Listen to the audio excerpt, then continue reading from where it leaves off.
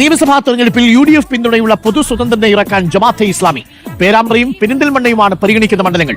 കോൺഗ്രസിനകത്ത് ജമാഅത്തെ ഇസ്ലാമിയുടെ പിന്തുണയുള്ളവരെയും സ്ഥാനാർത്ഥിയായി പരിഗണിക്കുന്നുണ്ട്. വെൽഫെയർ പാർട്ടിയുടെ പേരിൽ മത്സരിക്കേണ്ടെന്നാണ് ധാരണ.